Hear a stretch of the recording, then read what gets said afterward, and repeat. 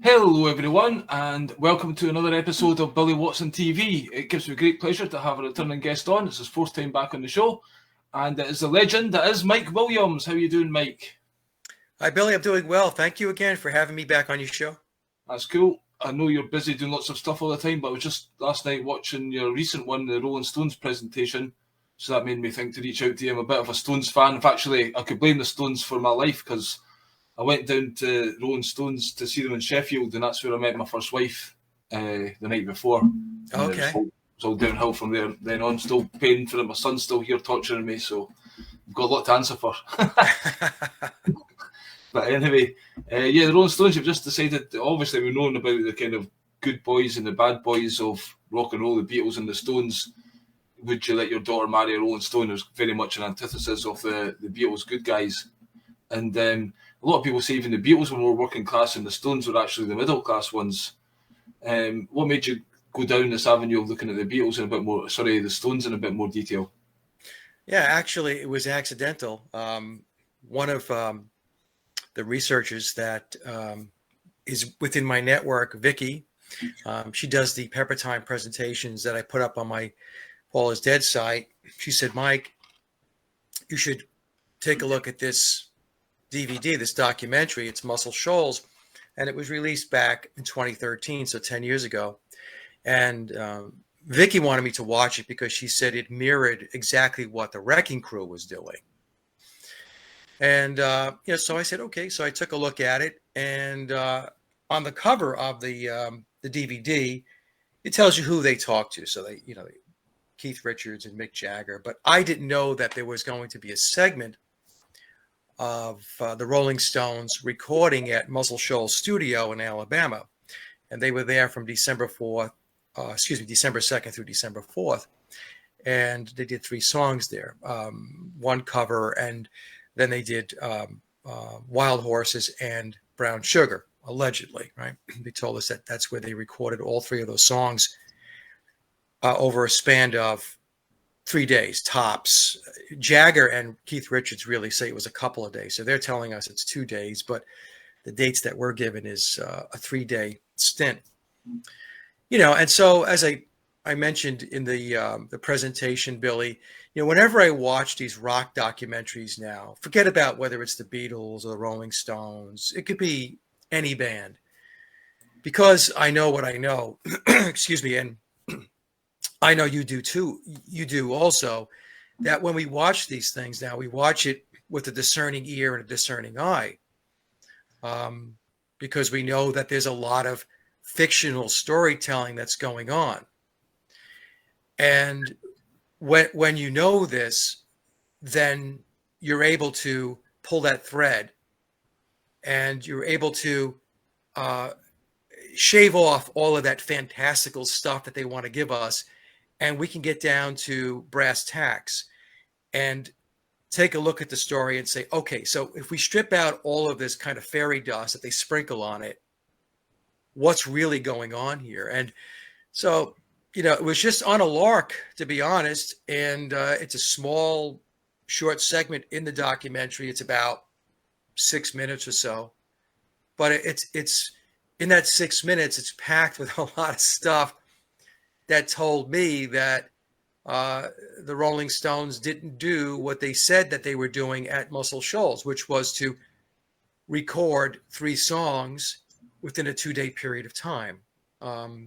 Especially when we're told that one of the songs, Wild Horses, was essentially written from scratch, right? So in the documentary, it tells us that Jagger says that he said that Keith had just the chorus, and then Keith says it was just an idea. So basically, writing a blank sheet of paper.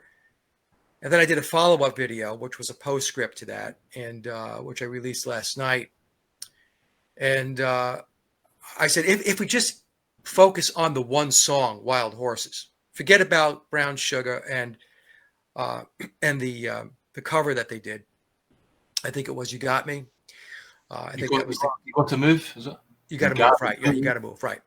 So even if we strip out, those 2 songs, and we just focus on the one song that we're told that they wrote from scratch, I didn't see any way that they could get that done in 2 days, because 2 days at a studio, that's a flyover. That's not, settle in and let's get down to some hardcore recording, especially when they're telling us that they had to write the song, they had to rehearse the song, they had to arrange the song, and then they had to record it. And they're telling us that they did that within 2 days. And, when we talk about 2 days, some people think in terms of 24 hours in a day, but obviously they weren't there for 24 hours each day either, right? Yeah. So another question that I asked was, were they there for 4 hours, 6 hours, 8 hours, 10 hours? How long were they in the studio? We're never given that information. So I concluded that what was the most likely case, again, in my opinion, is that they went to Muscle Shoals to have some overdubs recorded, and in all likelihood by studio musicians, that what Muscle Shoals already had queued up was, probably most of the song was already recorded. Perhaps it was done in the UK, and the tapes were shipped over to the Muscle Shoals studio in Alabama, and that's what they did. They did overdubs, and maybe it's possible that Mick Jagger did the vocals at Muscle Shoals, but they did not, go from cradle to grave with each of those songs. There just wasn't enough time to do that. I mean, do you think they're writing the songs then originally as Jagger and Richards, this great songwriting team, as opposed to the Beatles, where you think everyone else is writing their songs? They've just had a rough sketch, and I guess that happens with a lot of musicians. They'll have the rough sketch, and then the producer's job is to make it into a thing. Do you think it was that, or do you think, because Keith said, I had the sound in my head, so it was almost as if he was just going there and they were just going to put on the top bits. You never see them play anything in the studio. No. Do you think the guys there would write and have the backing tracks ready and say, here, listen to this, come and record? Or do you think it's a Stones project that they've polished off? Yeah, I think that there's a couple of ways you can come at this, right? So when I talk about the Beatles, I say that they did not write all of their own music, and they did not play on all of the recorded tracks. I'm not saying they didn't play on anything, and I'm not saying that they didn't write something. With the Beatles, my take is from 1962 through 1966, they weren't writing anything. That was all done by ghostwriters who were on the Tavistock EMI staff. And that whole process was managed and directed by George Martin and, in all likelihood, Theodore Adorno, right? Yeah. So I believe that that's the same exact model that was used for the Rolling Stones, because the Beatles and the Rolling Stones, they emerged together. As you mentioned when we first got started, the good boys of rock and roll were the Beatles and the bad boys were the Rolling Stones. And Memoirs very clearly tells us that both bands were a creation of Tavistock. And both bands were created in order to social engineer society. Now, as far as, the songs being written, I've had people on my YouTube channel comment that they said, there was a video out there where somebody had Graham Parsons' songbook, his diary of songs, and in that book was Wild Horses. And so the question becomes, well, why would that be in Graham Parsons' notes? You would make you at least consider seriously that perhaps he was the person who wrote Wild Horses. So I don't know. I'm sorry. Keith was hanging out with Graham Parsons quite a lot. Yes. And then they were saying that song Country Honk was kind of influenced, because the changed Honky Tonk Women made it more countrified on, I think, Let It Bleed. Right. And so that was Graham Parsons' influence, that folk rock thing with the Birds and all that stuff. So, yeah, he could have been hanging out with them, and Graham says, would they get this, So just took it, whatever.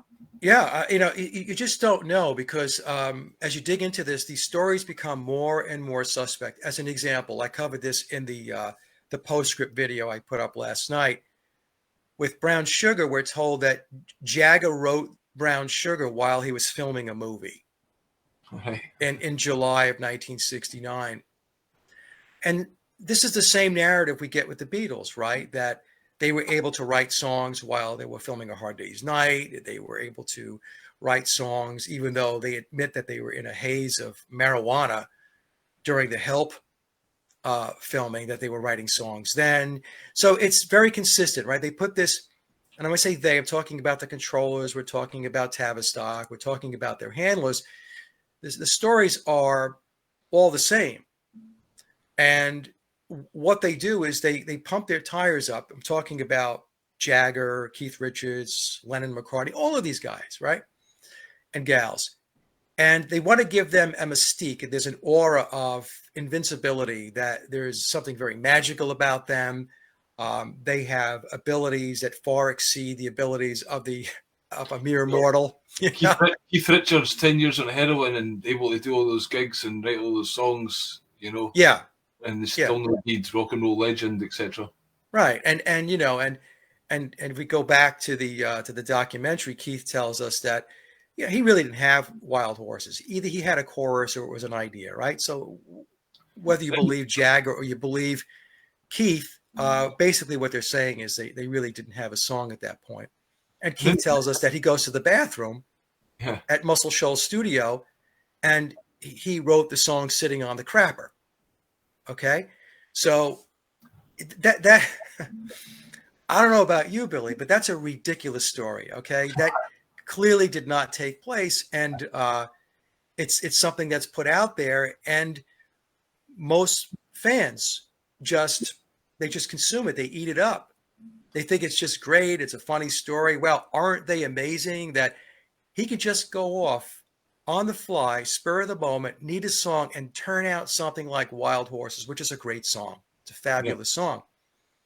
And the production of that song as well, as you say, it's like, really, really, we would have took a lot of time to get that right in the background, not just, I've knocked this up, batter it down on the tapes. We've got it, guys, It does seem like...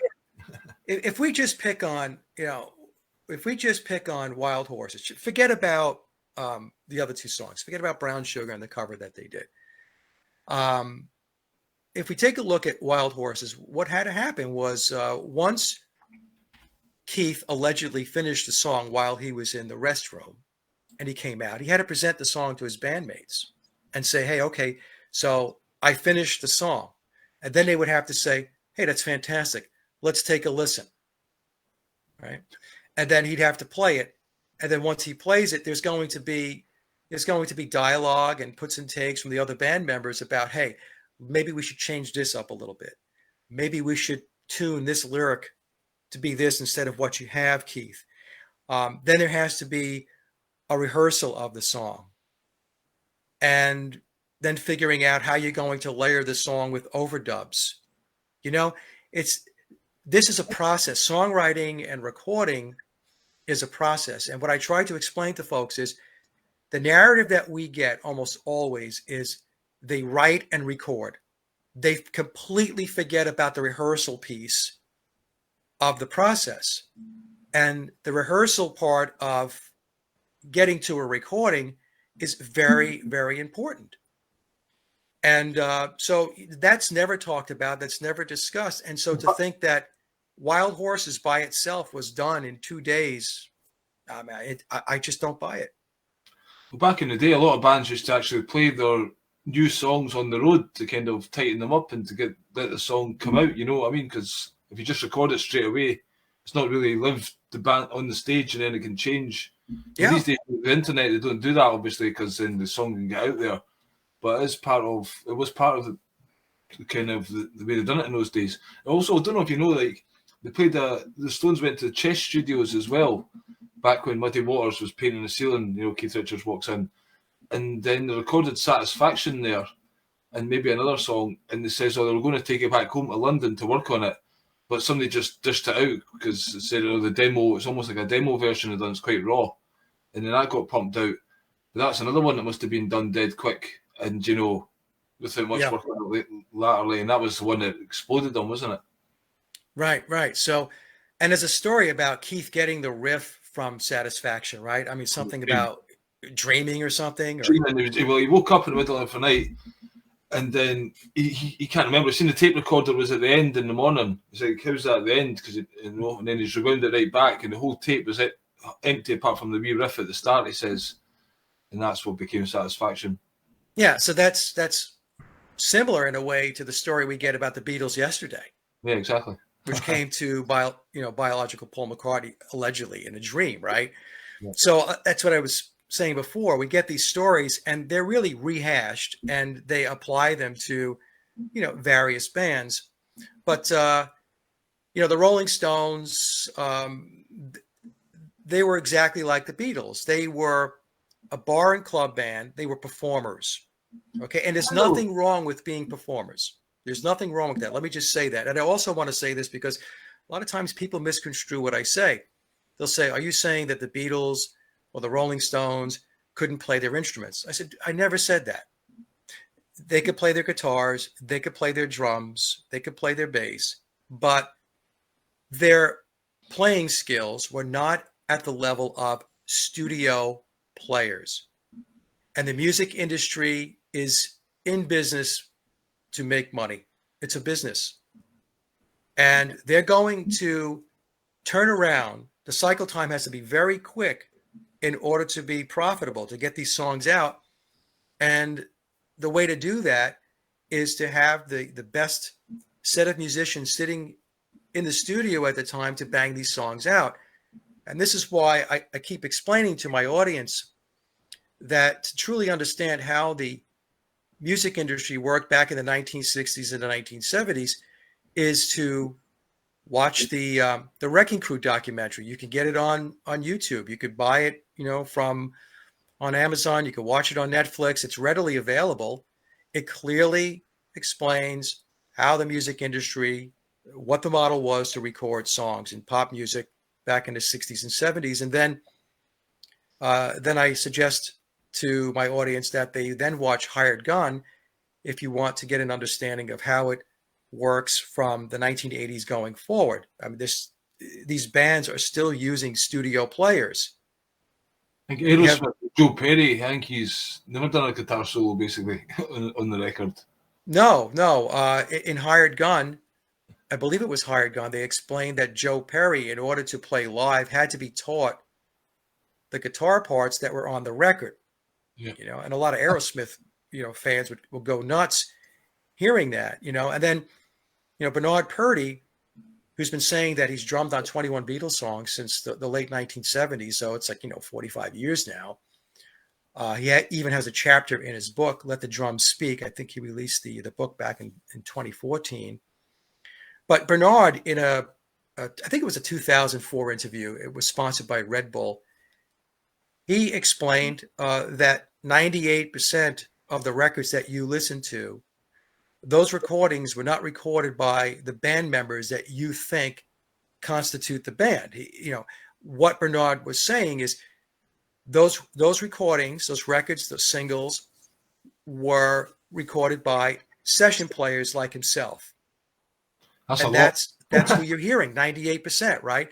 So yes, and people will ask me, well, what bands do you think didn't have session players? And they would be bands where the band members themselves were session players, right? So as an example, Eric Clapton was a longtime session player. He played on a lot of recordings. So when you hear Clapton records, is that Eric on the recording? Yeah, that's Eric on the recording. When you listen to Led Zeppelin, Jimmy Page was doing session work since age 17. And, and I suspect that Jimmy was playing on some of the Beatles songs. I understand some of my subscribers said that he did get credit for playing on some of the Rolling Stones songs. Mm-hmm. You had John Paul Jones doing session work. So Led Zeppelin, in all likelihood, when they went into the studio to record, that's them, and that's because the level of playing of that particular band and other bands where they had session players, those are the guys that were playing on other people's records and laying down the recorded tracks. Now they've moved into a position where not only are they still doing session work, but now they're playing in a band and Because applying basically, their session work to their band work. because basically when they're in live, they could be a decent band, but just to not get that metronome type style drummer or the precision that's needed for a record. So if they're going to be off in that and the engineer's having to fix it and retake, it just doesn't make any sense. Right. Right. Hired Gun, we're told that going back, starting in the 1980s, that many producers, if a drummer if he couldn't or she couldn't keep time to a click track, they were out. Yeah, drum machine. Right. Yeah. So yeah, a drum machine or a drummer that had impeccable timing. So yeah, a drummer that has impeccable timing, great timing was Bernard Purdy as an example, you know. So yeah, so what we wind up with is when you go to a concert, in like 98% of the cases, you're seeing performers. They are the veneer. They are the actors, the performers in front of the curtain. They're the pretty faces. They're the ones with the attitude, if you will, right?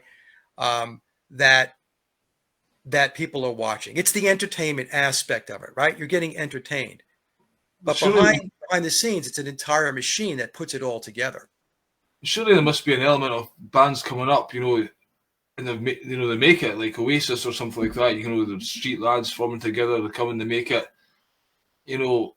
Is how much of it can totally be controlled and written for them. Like you can understand getting recorded, but these bands have got to go out and play these songs live, so they must be up to a certain standard for their own music. Yeah, it depends upon their level of skill. So a friend of mine is he's a professional sound engineer, and he's been in the business for a long time. And what he explained to me, and he said, Mike, this has been going on for a very, very long time. But there is the use of backstage or offstage musicians that the audience doesn't see, that could be outright playing, let's say, the guitar riffs. They could be complementing, in other words, filling in certain areas where it needs to be bolstered or it needs to be, buffed up if it's alive during a live performance. In fact, I know a person that is connected into the Beatle machine, and I mean, he's not an insider, but he's done work where he was connected into the Beatles.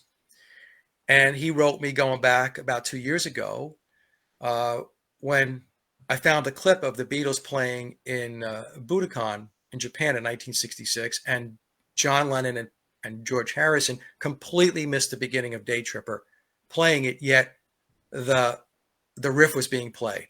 Your hands are up here doing this. Yeah, how can that be? And so he wrote me after I did that presentation, and he said, "You're absolutely right. There are backstage and offstage musicians who are doing the work while the pretty faces, the entertainment aspect of it, is on stage." And he told me that he used to do that work. He didn't say he did it for the Beatles, but he did it for other bands.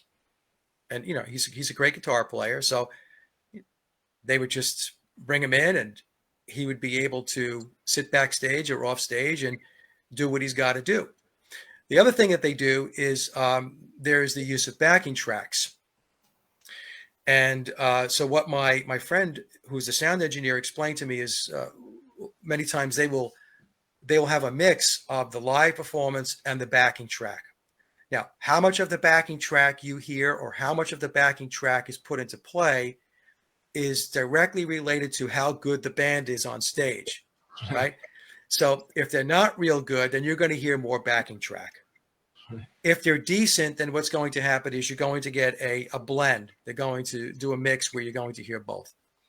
He said in almost all cases, the vocals, there's a backing track for the vocals. And the reason they do that is it's not always because the singer can't sing. It's because what if a microphone goes out?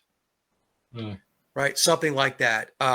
So there's this whole there's this whole production piece of this thing, Billy. There's this entire machine behind the music industry and the entertainment industry that nobody sees. And what they do is they point you to the veneer. They point you to the performers, to the entertainers.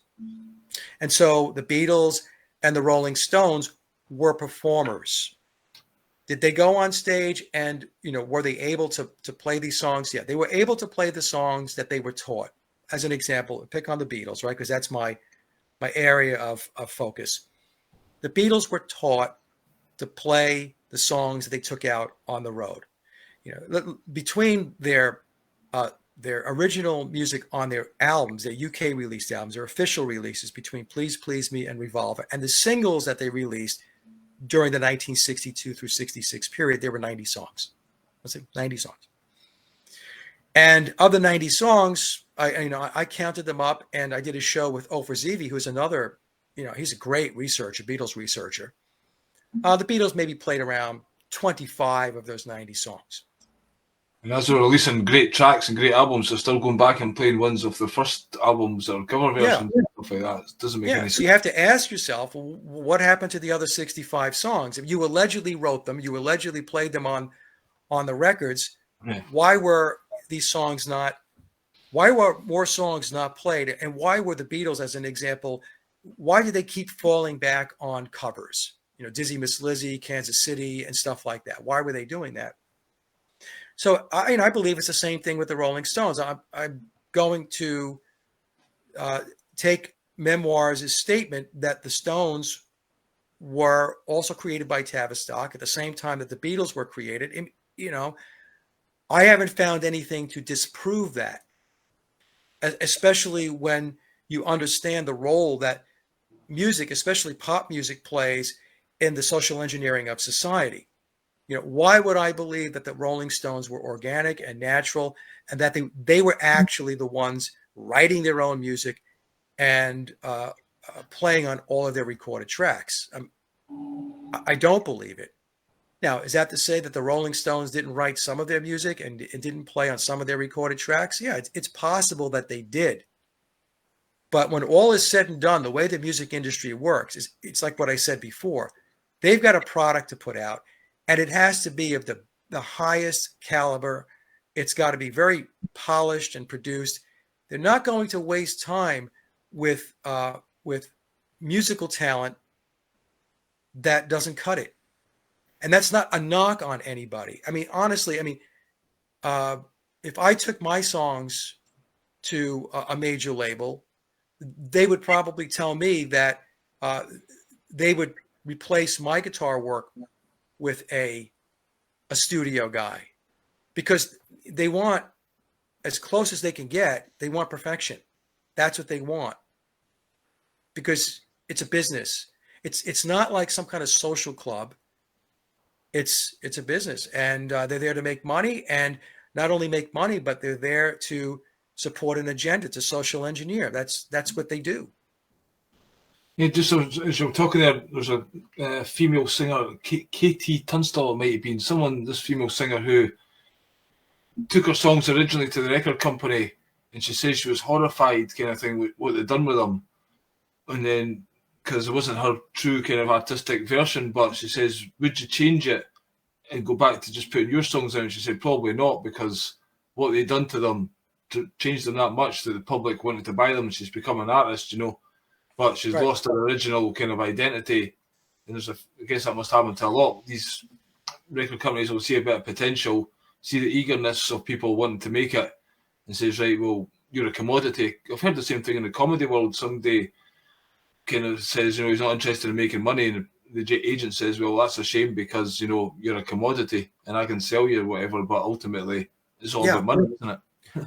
Yeah, they take artists that are they're not in the club, they're not in secret societies, but they scour the landscape for talent and skill, and for performers or entertainers or people with creative ability who are songwriters, as an example, that they can exploit, that they can use so that they, meaning the record label and the machine, can benefit.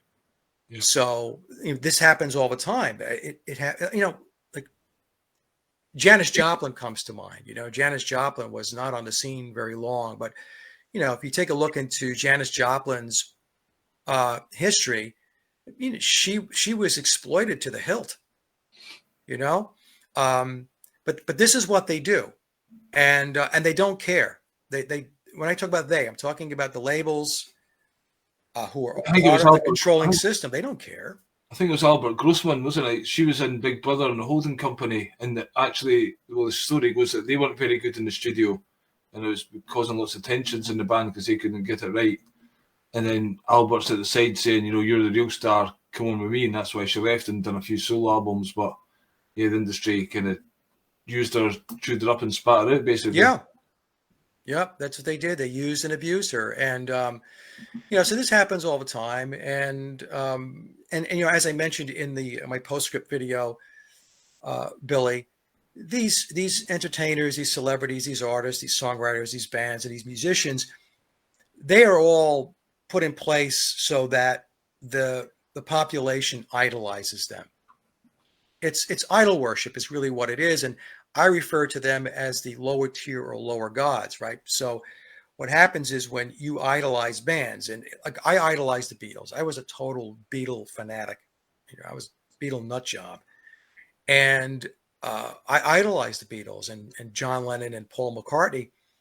And when you do that, what you're doing is you're putting both your non-physical or spiritual energy into their bucket. I mean, into their funnel. You're actually disempowering yourself, and you're taking your energy and your empowerment and you're handing it over to an outside entity. You're no longer your own authority. They are now the authority. And I'm not just talking about the bands. The bands and the artists are a conduit to the controller's methods of steering and controlling consciousness. Well, the Beatles were LSD, obviously, and Paul McCartney interview, and if you're following the band and they've led you like they do with Hannah Montana, whatever her name is, and comes Miley Cyrus, taking from the innocent, sweet ones, stepping stone technique, they're changing, we'll change with them. Next thing they're taking LSD, next thing everyone else. So they're the gods, they're doing it, so we'll do it. Right, that's right. So there's also the physical energy piece of it. So and the example I use in my postscript video is money, right? So money, you have to physically work to receive money, right? You go to your job, you do your job, and then you get paid. And then what do? Well, what do a lot of people do? Well, they take that money that they earned from their physical labor, their physical energy, and then they spend it on that merchandise, right? The band's merchandise, on their CDs, on their concerts and stuff like that. And so you're taking both your non-physical and your physical energy, and you are handing it over to a controlling mechanism, a controlling apparatus that then takes that energy, right? The consciousness, if you will, because they've got people so focused on these genres of music and these artists and these musicians, there's all of this worship that's taking place. And then they can steer the consciousness. These people will come out and say, you should do this. You should do that. You should dress like me. You should look like me. Yeah. You should play music like me, right? And what's happening is people are subconsciously following their lead. I mean, I put a video up on my community tab. I'm surprised it's still up with some of the comments that are there. I'm surprised that YouTube didn't take it down. But it's the Rolling Stones doing a public service announcement, a PSA, for getting the jack. All right, okay. I've seen Elvis done that. He was the first one to promote it. The polio. Yeah. Right. So then we have to ask ourselves, how did this anti-establishment band, the Rolling Stones, these rebels, these bad boys, how is it they all of a sudden, well, over time, right, have now become proponents of the establishment and pushing the establishment agenda? Oh, yeah. How did that happen? Did they have some kind of conversion over the years, or were they always part of the system And it was a process of evolving very methodically over time to get people acclimated and conditioned to be at a certain place a number of years later. And that's what they do, right? The change that they implement, and I'm talking about the controllers, I'm talking about however you want to, whatever you want to call them, whatever label, the New World Order, One World Order. Everything they do is very methodical and it's very incremental. They're not going to just throw the switch and boom, it was this way yesterday and now it's this way today. It has to be a process of acclimation where people assimilate the change into their life. And that's the engineering part of it. And, you know, and most people are not even aware that they have made very significant changes in their lifestyle or their belief system or their values. They're not even aware of it. It just kind of went with the flow and it evolved over time.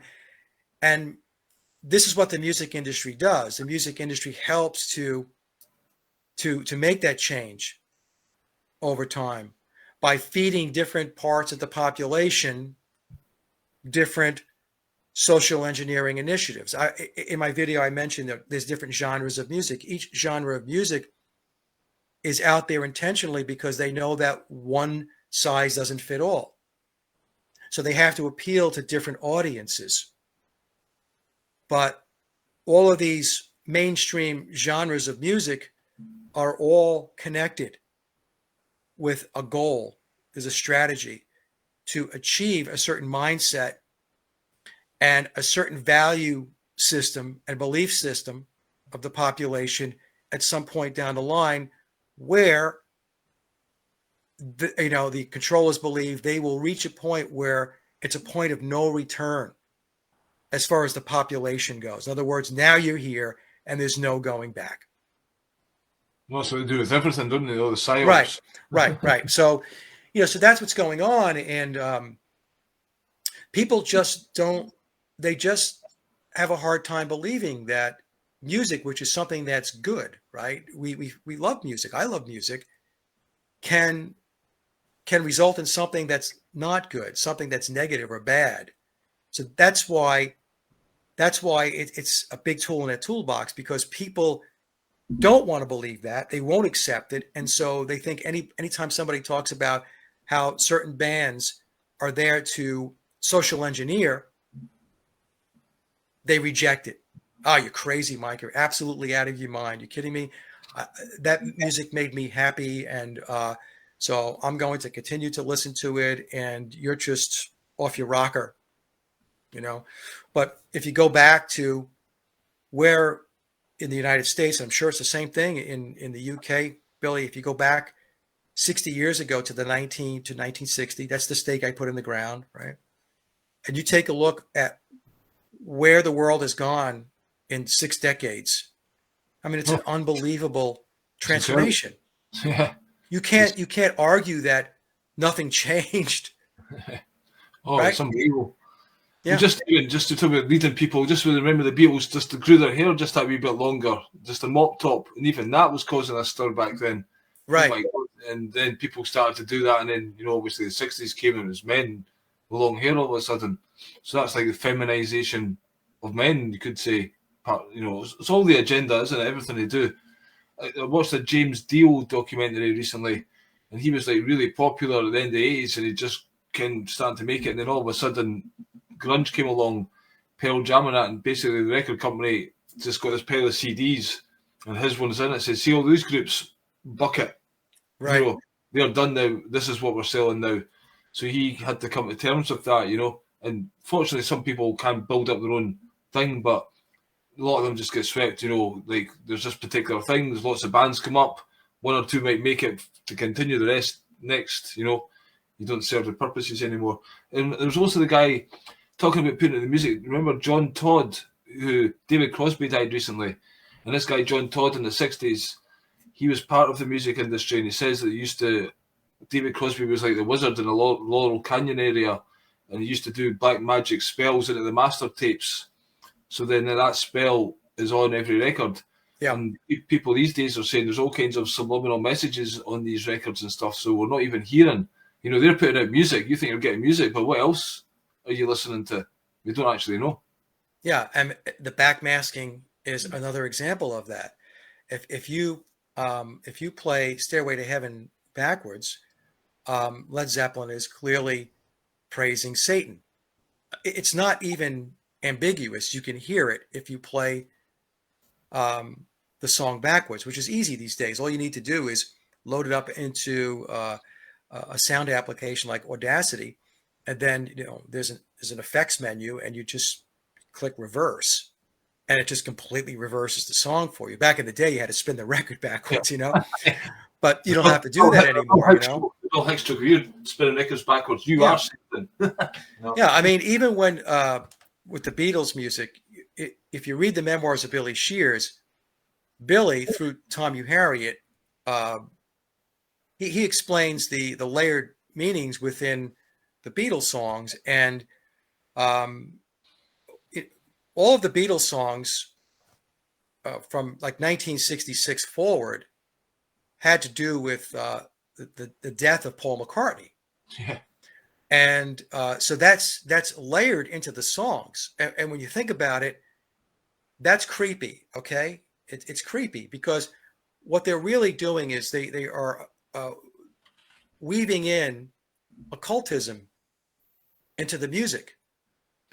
And even though on the surface most people are not going to get it, it's the intent of the occultist to have whatever it is they've done, to have it have as much exposure as they possibly can. So when people continue to play the records over and over again, when people continue to sing the songs over and over again, in the mind and in the practices of the occultists, that is continuing to strengthen the ritual.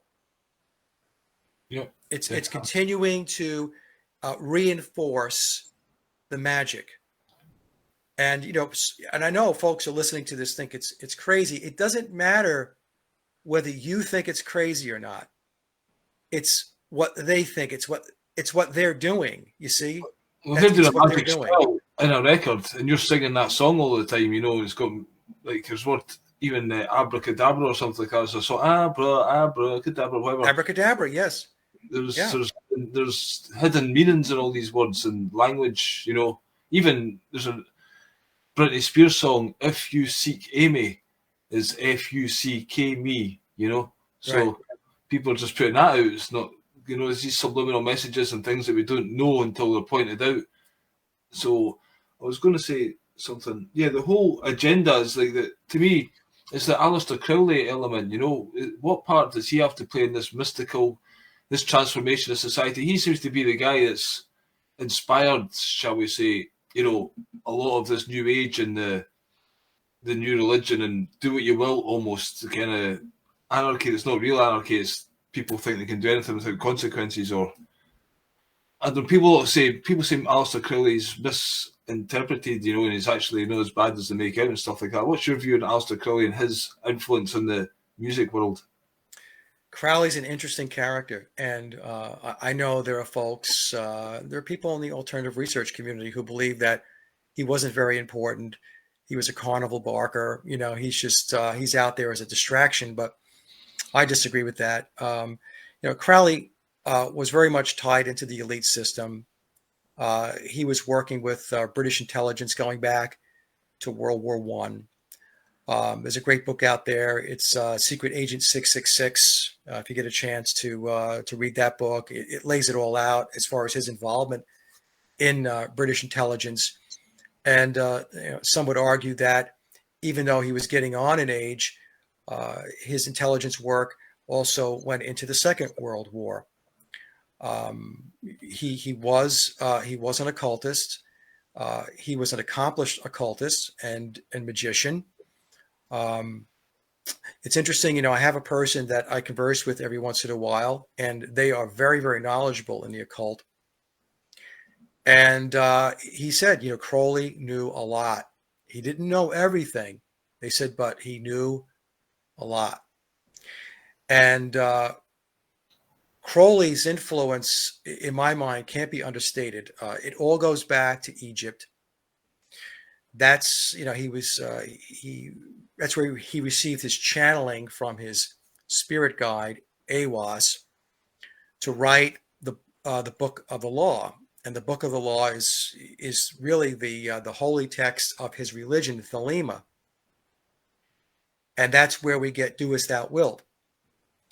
And Crowley and Crowleyites, Thelemites will say that "do as thou wilt" does not mean that you can go around abusing people and hurting people and all that stuff. That's what they will say. But that's an interesting take on it, because Crowley, in one of his papers, I think it was book 77, I think it was, he clearly says at the end, anybody that gets in the way of you living your will, you have a right to kill them. Right. Okay. So Crowleyites and Crowley will say that the current system, or the system that was in place, is oppressive and it's rules laden, and that is keeping humanity from being liberated and unshackled. And we need to live free, and we need to follow our will and do whatever it is that we want to do in life without being constrained or inhibited by some patriarchal system. So Crowley, his eons, he had, there was the eon of Isis, but then there was the eon of Osiris, which loosely correlates with the Piscean age.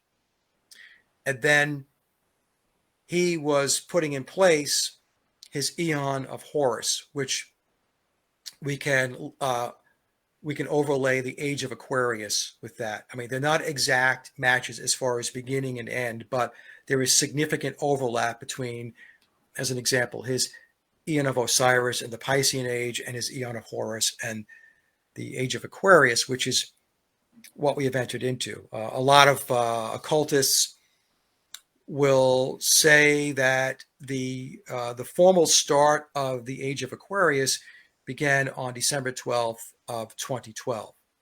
And that was what all the Mayan calendar hoopla was about, right? It was camouflaged under the Mayan calendar, but what they were really saying it was the end of the Piscean age and the beginning of the age of Aquarius. Crowley will say that his age, or his eon of Horus, began in the early 1900s, and then there's a slow, gradual ramping up into that age. And Blavatsky and all that kind of stuff. Just right.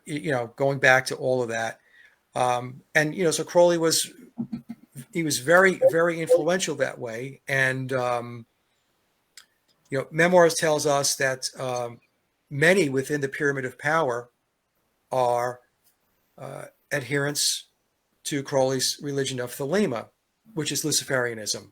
Okay, so when people say that Luciferianism doesn't have a holy text, I would argue that that's not true.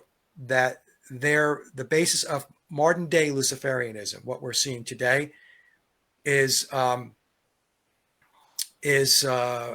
entrenched in Crowley. It's entrenched in his work, his book of the law, his writings, his philosophy, his spirituality, and so on. Right. So that's what we're seeing. And Thelemites, Crowleyites, Luciferians, they believe that you must develop your inner will. That's first and foremost. And then you create an external world that mirrors your internal will. It's not the other way around. Whereas most of the population do it the other way around. They take the external environment, the external world, and then they assimilate that and they bring that in. And they think that that's who they are on the inside. And some of them are not even smart enough to understand what your will is, right? But I'll just say that becomes their will. But it's not your will. Like what you're doing, I'm a what you Rangers fan, you know, but that's been given to you, so you identify as that. You go, exactly. So what you've done is you've actually consented to accepting somebody else's will and living an existence in accordance to what they have laid out. And when I say they, I'm talking about the controllers. And since the controllers' philosophy of Thelema, of Crowleyism, of Luciferianism, says that the establishment of your inner will is the most important thing you can do. That's what they're doing. So when we take a look at what's going on in the world, that's a manifestation of their will, of what they want to do. And what they want to do is they want to tear down the existing structure, because what they really are is they are Egyptian mystery zealots. They're Egyptian mystery fanatics. That's their religion. And they believe in order to change, in order to make change, transformation, you have to go through alchemical stages. So the Nigredo stage is what we're going through now. Nigredo is essentially the obliteration, the taking out of existing structures, because the alchemists and the occultists believe that you cannot do anything new if remnants of the old still exist. So the old systems, the old ways, the old belief systems have to be eradicated. They have to be erased. hence Christianity getting taken down. Yes, right. So Christianity was in the way. That's why the Illuminati, or the controllers, whatever name you want to give them, they declared war on Christianity on September 11th of 1962. I don't see any level of humanity at the top of this pyramid. I really don't. I mean, it's interesting, you know, I'm not even really sure what it is they're looking for at the end of the day. I mean, would they want the entire earth for, like, what, for, 100 people? You know what I'm saying? It is crazy what's It going is on. crazy when you try to factor in and you try to understand what is the ultimate what's the ultimate end state with all of this. Where do they really want to be with all of this? Maybe there's lots of It's kind of reptiles. mind-boggling. Maybe there's lots of reptiles under the ground, and they can't come up until all the humans are wiped off, or else we'll attack them. So maybe they're just having a clear up above ground. So Well, look, I mean, you can't discount. I won't discount that there are negative beings and entities that are at play here, because clearly, in my mind, the nastiness, the ugliness, the despicability that takes place on any given day didn't originate from a human. So there's got to be, at the very least, some type of mind pathogen or parasitical force that has commandeered the minds of these people that who we refer to as the controllers. I mean, you can't discount that that's going on. I think 100% is going on. As long as these people who get schizophrenic voices in their head, that's not like a chemical imbalance. That's demons inside their head. And Yeah, these guys do these satanic rituals. We know that, and all the blood and all the craziness. So these entities are flying around, and they've opened themselves up. They're probably taking cocaine or whatever, and meth and all these things. And people's heads are getting filled with demonic entities, to the point where their own thinking mind isn't their own anymore. And I no, think that's what's these controllers. They're actually a demonic entity who hates humanity and wants to us to suffer as much as possible. That's their leaders right now. you know. yeah, yeah, and these leaders, right? They're not even leaders. They're just puppets. As I said before, they will be discarded as soon as they're no longer serving the purpose that they were intended to serve, right? So then it's boom, just kick them off the table. But there's definitely some parasitical force that has infiltrated the minds of these people. In Twin Peaks 2017, that's the David Lynch series, Yeah. right? So the original was in the 1990s, and then 25 years later, he did the 2017 version. There's an episode within the series, the 2017 series, where David shows that there was they detonated the atomic bomb, a test. I think it was the Trinity test site. And when that happened, there was a chain reaction. And that chain reaction altered the very fabric of existence. And when that happened, it opened up portals, doorways, whatever you want to call them, to let entities into this reality that are not supposed to be here. Okay, now was that the Jack Parsons one? There's a couple of guys, Jack Parsons and a guy with Scientology. They done a similar one, and something happened like that as well. Okay, so I'm not familiar with the Jack Parsons, who, by the way, was a disciple of Aleister Crowley, right? Right. Jack Parsons, whenever he did some kind of rocket launch, used to recite the Hymn of Pan. Okay, so, but Lynch, who is high up the ladder, I believe David Lynch. It's like there's always revelation of the method, right? They tell you the truth. It's hidden in plain sight.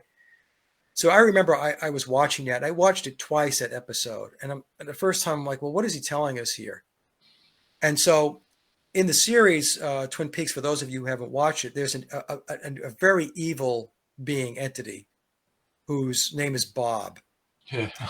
and during that sequence where the bomb is detonated, these orbs are coming toward Earth, and one of the faces in the orb was Bob's face. Yeah. Right? So David's telling us that there are entities here that shouldn't be here. Right. And possibly, that's the reason why we're in this battle. It is a spiritual battle. It's a battle between good and evil. It really is. I mean, I know it sounds oversimplistic, but that's really what it is. And the problem that we have with evil, because I was asked this question years ago, they said, why is it that, good has so many problems overcoming evil? I said, it's because evil has no boundaries. Whereas good people have boundaries. I mean, you and I would say, well, I'm not going to do that. That's wrong, right?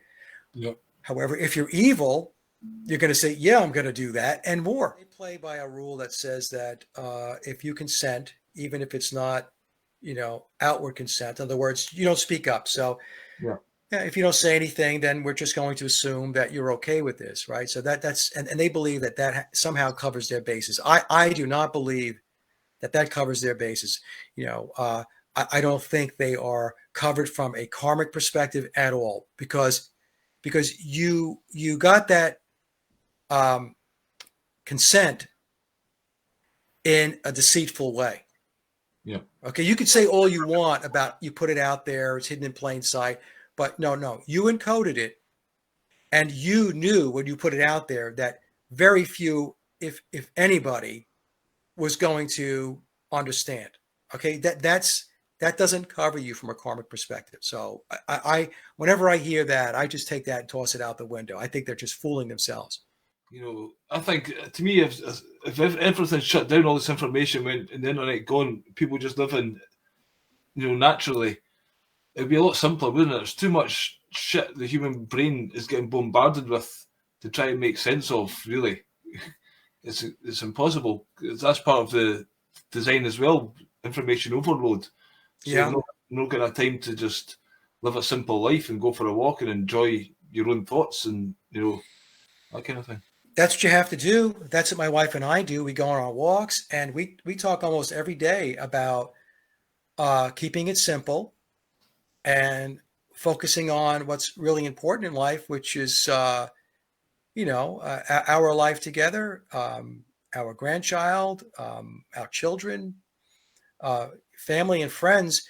You really have to do that. Now, you can't walk around oblivious, to what it is they're trying to do, but you also cannot submerge yourself so deep into their toxic pool that you're going to drown in it. And I see this happen to a lot of folks in the truth movement or the alternative research community, where they almost become lunatics. They're just so invested in it, and they're raging and all of this stuff, and that's not healthy.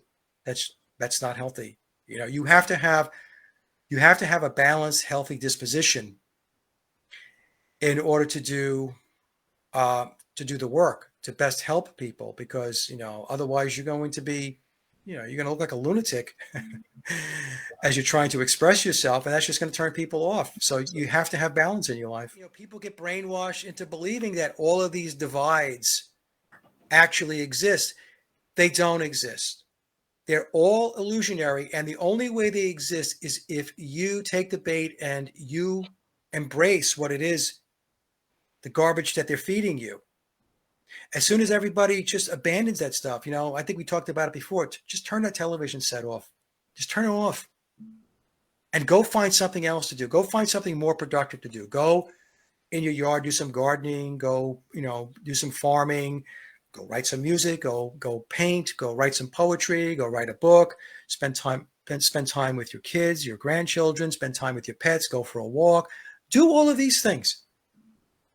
Well, why are you sitting in front of that stupid television set, taking in cable news at 24/7 and thinking that that's the real world? That is not the real world. People have just become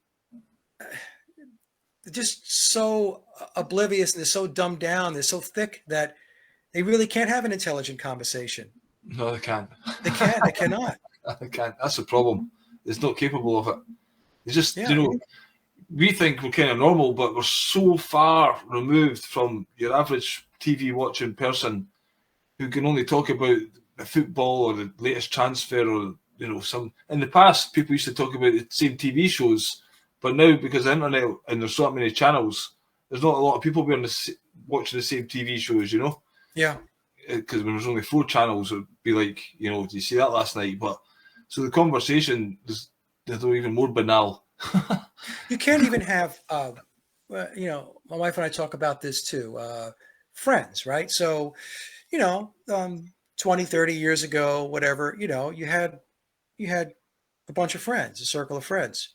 Well, that circle of friends has dwindled significantly because there's 2 realities.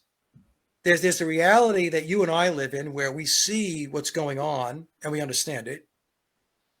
And then there's the reality, which unfortunately is the majority of the population, which is completely detached and dissociated. So how is it that you're going to retain any number of friends? I mean, what are you going to talk about? Well, I don't want to talk about the football game. Yeah, you learn that when you start to wake up. You say, what about this? And they don't want to talk about it. Like, oh, I can't really talk about football now because I know about all this shit. Yeah, right. It's you just can't talk about the stuff that they talk about. And at some point, you'll meet people that are part of your tribe. That's how it works. And it's how you and I connected, really. And even though the technology many times is used against us, there's a lot of good that comes out of the technology, because people from across the world are able to communicate. And you and I can have a conversation, and we could say, I could tell you what's going on here, you could tell me what's going on there, and then we could see that it's the same thing that's going on. Yep. What does that mean? That means there's a master plan, right? There's a worldwide control system in place. That's what that means. So the technology has allowed us to be able to confirm and validate a lot of what was only suspicion going back, 30 years ago. Yeah. When people would write books, or there would be some article on some internet page and stuff like that. Today, in real time, we could talk about and validate what it is that is going on across the world. And it's the same script, same talking points. Everything's the same. Let's just go back and roll up with the Rolling Stones a wee bit, since I started with that. Yeah. I was just thinking, the Rolling Stones, fucking 50 years or whatever they've been at it, and do I think they must be getting sick to death? Well, that's why Bill Wyman left, apparently, because Satisfaction, Jumpin' Jacks Flash, Brown Sugar, this band was so brilliant back in the day. What stopped them making classic after classic throughout the years, forevermore? Surely if you get to a certain level of songwriting, you can pump out those ones. I mean, we've not had a new album for them in 10 years or whatever, and apparently 6 years ago they said they were sitting on a cracker, but just need a few more tunes. You know, first of all, it just shows you it's a machine, because they've got these big, huge mega tours all the time. Are they really doing that for the love of the money and the love of the fans? There must be some good in playing to big fans all the time, but like I went to see Bob Dylan's recent tour, and it was absolutely brilliant. Just him and the piano, he creates a new sound all the time, and it was jazz, and I don't know, something suitable for his age and something new that he's done, his new album, But the Stones is just like Satisfaction chugging out another 7-minute version of that. It's like, you could play smaller theatres and be more intimate and be more interesting where you're at. It's rather than just pumping that all the time. So that's one aspect of it. Well, the Stones, they made the Faustian bargain. That's what Brian Jones was all about. And, it's like what Bob Dylan said. He's got to live up to his contract with the chief commander, right? That's the what he said to. Frail when he's standing there, he's like waving goodbye at 81 years old. He's quite a frail old guy now. Yeah. So in 60 Minutes with Ed Bradley, he talked about, the deal he cut with the chief commander. Who's he talking about? Who do you think he's talking about? So, the Rolling Stones made that same deal. The Who made the deal. That's why, Keith Moon passed away. It's why John Bonham died with Led Zeppelin. So we can list band after band after band. They make these deals. It's the deal with the devil. It's the Faustian bargain. They make these pacts. And, for some of them, they die young. Others, the deal is this: you keep pumping it out forever, until you're 80, 85 years old, and we chuck you in the ground. And, that's the deal that the Stones made. That's why they're still doing what they're doing. That's why Billy's still doing what he's doing. Quote Paul McCartney, it's Billy Shears. They make these deals, and they have got to live up to these deals, these pacts that they make. There's no getting out from under it. I don't think. I think in the Freemasons, the higher up you go, the more you get tortured if you reveal it. But probably they've got your family members will suffer as well, So it's not just on them. They do that quite a lot, don't they? I'm sorry. What was the point? They say to the artist, well, if you don't do what you're doing, your family member will get it. So they up the ante. It's not just you; it's your children or your partner. So that makes it more. Well, look, I think that's what happened to Eric Clapton when he lost his son Connor. Aye. Okay. I don't like saying things like this, but where Eric's gone with his career and so on, and knowing that these Faustian bargains really do exist and they do engage in this stuff. It's not always you or a band member. It can be a family member. Robert Plant lost a son. Keith Richards lost a son. Yes. Yes. So, when you make those pacts, and a lot of times I'm sure that they are not even really aware of the significance and how serious it is because they're young when they make these pacts, right? Yeah. They think, maybe they're doing it on a lark. It doesn't mean anything, but these rituals are conducted by the priesthood. And that doesn't mean they show up in a robe and candles and all that stuff. Right? They start reciting whatever incantations they say and whatever else they've got to do, and that's it. You signed your fate. Yeah. It's unfortunate, but that's why the Stones they're doing what they're doing. That's one thing I was wanting to mention as well. Just Keith Richards, rock god, and that it's so cool, Keith. Like this. But in that show's video, when you hear him tell the story, and it's kind of false, you can kind of see him. You've just got no guy that saying, there's Keith. Maybe he's lying. Maybe that's just a facade. Maybe you kind of look in his face and say, is he playing the game there? It's like at the end of it, he kind of looks away, and you're just wondering in his own head, fuck, I'm such a bullshitter. Well, even when he said at Muscle Shoals, he says we were never that prolific ever. Aye. Right. And then he said, well, and that's saying something about the Rolling Stones. And then he mumbled something. He mumbled a lot, right?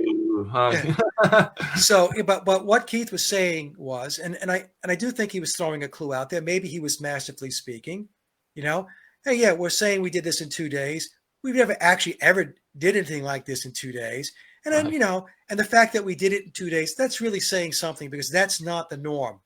Yeah. That's not normally how this works. Okay.